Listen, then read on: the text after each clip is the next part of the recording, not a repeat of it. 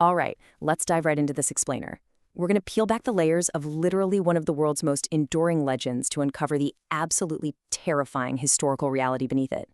The legend of the vampire is something that has captivated humanity for generations, popping up in cultures all across the globe. But where do these stories actually come from? Are they just spooky campfire tales, or is there a much darker, very real history that inspired the whole shebang? Today, we're tracing the bloodline of the vampire.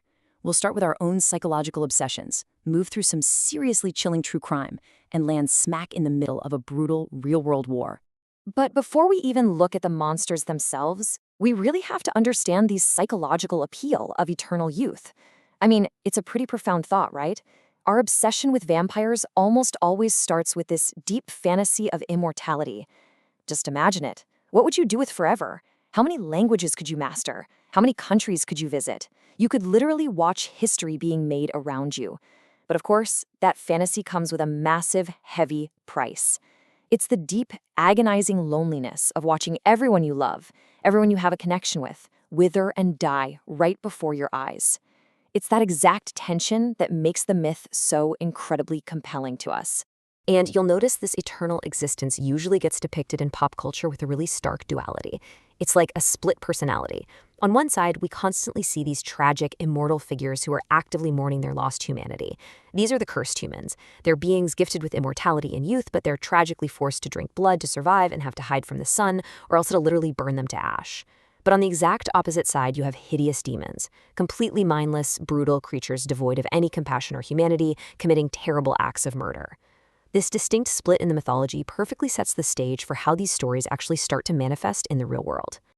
So, how does this myth bleed into our reality? Well, let's talk about the Carter brothers mystery. We're heading to 1930s New Orleans to see a horrifying, true-life nightmare that feels straight out of a horror novel. According to the lore of the French Quarter, it all started when a young woman's frantic escape led police to a truly grisly scene. Two brothers, John and Wayne Carter, were reportedly holding 5 women captive in their home. By day, the victims were just left alone. But at night, the brothers would arrive, slash the woman's wrists, and drain their blood into buckets and glasses. They'd drink their fill, neatly bandage their victims back up, and always, without fail, vanish before the sun came up. The nightmare only stopped because one young woman managed to find her ropes loose enough to escape, literally leaping from a second-story window and running down the street screaming for the police.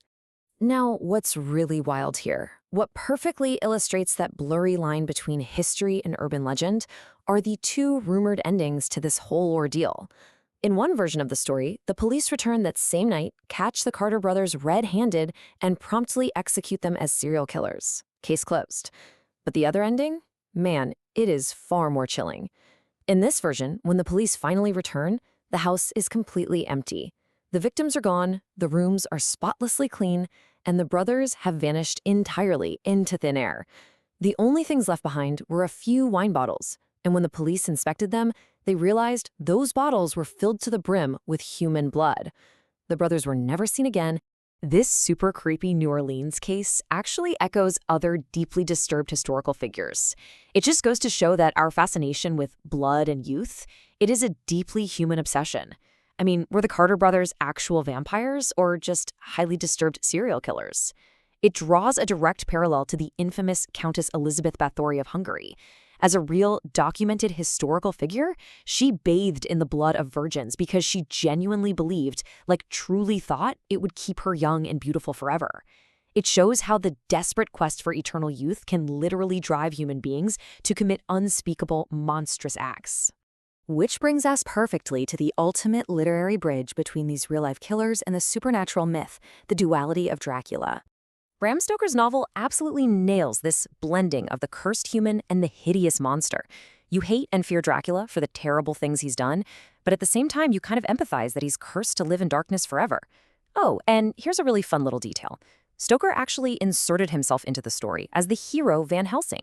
Bram is short for Abraham, right? But while he was busy making himself the hero, he modeled his tragic, monstrous count on a very real, very brutal 15th century warlord. And that warlord brings us to our next major piece of the puzzle, the real-life Impaler himself.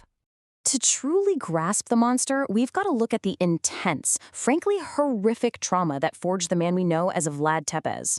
In 1442, Vlad's father pretended to switch loyalties to save his own skin, basically handing over his young sons, Vlad and Radu, to the Ottoman Sultan as collateral. Now, while his brother Radu became obedient, Vlad was incredibly proud and stubborn. Because he refused to submit, he was frequently tortured.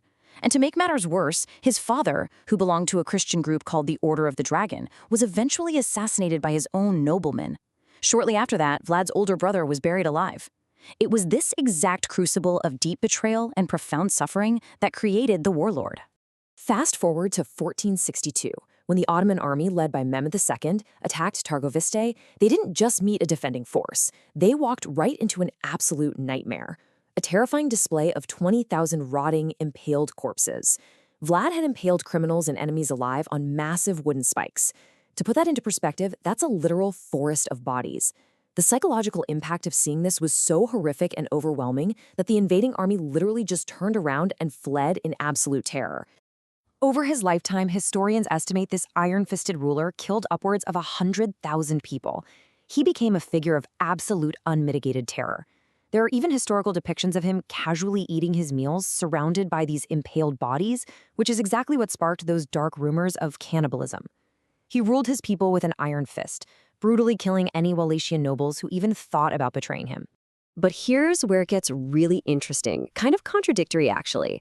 To the outside world, sure, he was a bloodthirsty mass murderer. To history, he is the perfect murderous figure to base a vampire on. But to the Wallachians, he was an esteemed national hero. In Romanian history, he's considered one of their most important rulers. He built up villages, strengthened the economy, and fortified their military. He was ruthless, yes, for sure, but he fiercely defended his country and was incredibly loyal to his people.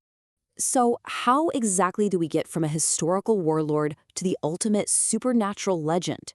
Let's map this out, because it is incredibly satisfying to see how precisely Stoker basically copy-pasted Vlad's real life into his vampire lore. In the legend, vampires are famously killed by a stake to the heart and then beheaded. In reality, Vlad was pierced in the heart with a wooden spear during battle, and his head was chopped off to be taken back to the Ottomans as a war trophy. Vampires fear the cross, while Vlad literally fought for a Christian order defending Europe. Vampires are nightwalkers. Vlad heavily favored night attacks as a key military tactic. And of course, the whole drinking human blood thing mirrors those dark rumors of Vlad's cannibalism. Stoker didn't just invent a monster out of thin air. He translated a historical warlord directly into a supernatural being.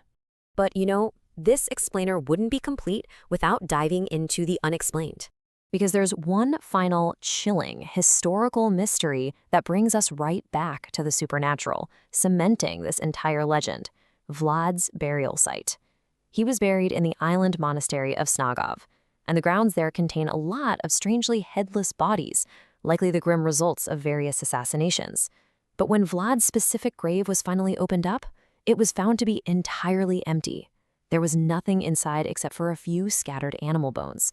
His body had simply vanished. When you're dealing with empty graves, or killers that vanish into thin air like the Carter brothers, or men who commit such deeply monstrous acts, well, Bram Stoker's own words actually hit the nail on the head. He reminds us of a really humbling truth. He wrote that it's the fault of our science that it wants to explain everything, and if it can't explain something, it simply says there's nothing to explain. Our logic just kind of fails when it hits the unknown. And that's the real enduring power of the vampire myth, right? I want you to believe in things that you cannot. From the brutal history of Vlad the Impaler to the disturbing true crimes of the Carter brothers, this legend forces us to stare straight into those dark spaces that history and science just cannot illuminate. There are things out there, both old and new, that we just do not fully understand. So after peeling back all these layers, the deep trauma, the true crime, the brutal history, only to find an empty grave at the center of it all, we are left with one final thought. We've seen how the deep loneliness of immortality, the absolute brutality of a warlord, and the bloodlust of serial killers all converged to create the ultimate monster. But knowing all of this, knowing exactly where the truth ends and the myth begins, are you brave enough to accept that some mysteries are just meant to stay in the dark?